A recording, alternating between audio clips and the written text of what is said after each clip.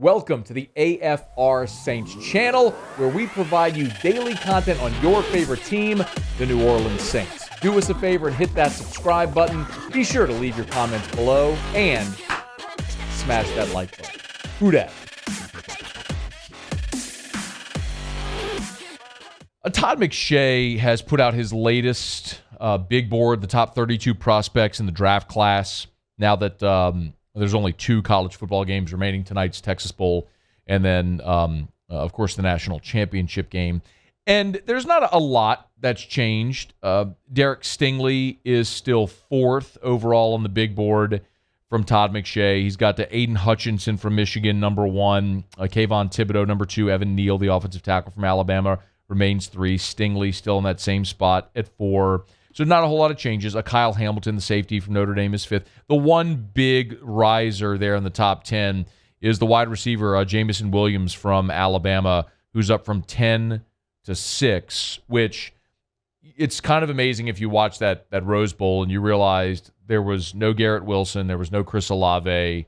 Jamison Williams was supposed to be at Ohio State, transfers to Alabama, and then those 2 young bucks from, the young bucks, no pun intended, from Ohio State did what they did, which was just mightily impressive. But Jamison Williams proved to have a really good strategy to leave Ohio State, where there was a logjam of talent at that spot, go to a place where he was going to be in an offense where he was going to be featured. And look, now he's projected as the 6th best player overall in this draft and the 6th and the best receiver overall. There's a lot of SEC flavor. DeMarvin Leal from Texas A&M, they have ranked as the 7th best overall prospect. Nakobe Dean from Georgia, 8. So you got Charles Cross, the offensive tackle from Mississippi State, 10th. So you got a whole bunch of SEC flavor here. Stingley, the 4th best prospect, the only LSU guy. What's most interesting to me, anyway, in Todd McShay's recent top 32 prospects, is if you look if the draft order was set today, the Saints would be picking 15th. So if you just draw a line right there in that top 32 at the 15 spot, you'd look at, okay, well, who would be in play for the Saints? Now, look, if they win this week, if they go to the playoffs, that changes, they could drop. But keep in mind just this 15 to 20 range, who's available, according to McShay with his big board of sorts. He's got Ahmad Gardner, 15th, the cornerback from Cincinnati. But this is where it gets interesting. 16, he's got Kenny Pickett, quarterback out of Pittsburgh. And 17, he's got Matt Corral, the quarterback out of Ole Miss. This could be one of those years where quarterback-needy teams aren't reaching in the top 5 or top 10 for a quarterback if they don't feel there's requisite value with one of those guys. Now, it could be that someone falls in love with Matt Corral and they take him 7th overall. Maybe. Or maybe those guys, or one of those guys, is sitting there for the Saints when they pick. It could happen that way. You might also be saying, yeah, Matt, but I'd really, look at what happened to New Orleans this year. They need receiver help. Well, you can drop even further. Chris Olave was a pretty good player from Ohio State this year, wasn't he? McShay's got him rated as the 22nd best prospect overall in this draft.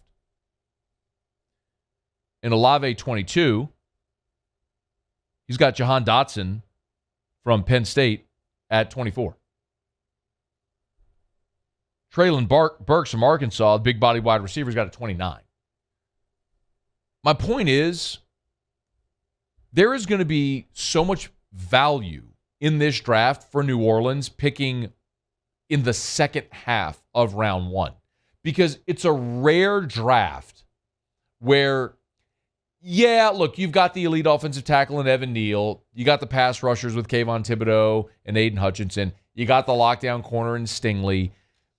And I'm not saying there aren't other great players. I'm not like Kyle Hamilton, safety from Notre Dame, I think is going to be a magnificent player. DeMarvin Leal's a disruptive guy, and the Kobe Dean's going to be a really good linebacker. Don't misunderstand me.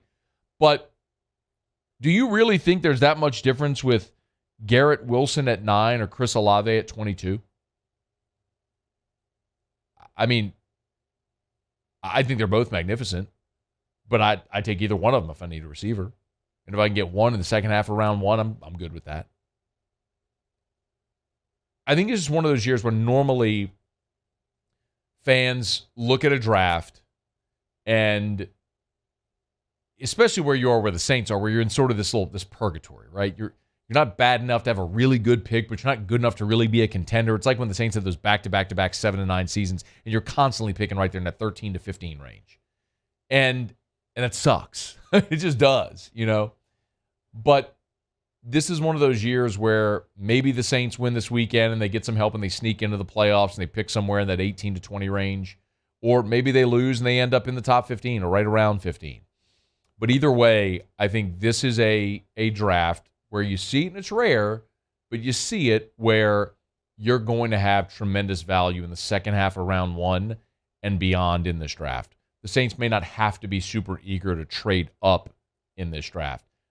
If they're picking in the second half of round 1, the guy they really like or guys they really like are going to be on the board wherever it is that they pick at positions of need.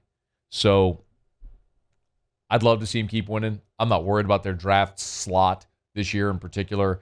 I'd love to see him keep winning because I think there's going to be great value on the board for New Orleans when they pick wherever they pick in the second half of the draft round 1. Hey, thanks so much for watching. Please leave your comments. I love to interact. And be sure to hit the red subscribe button below.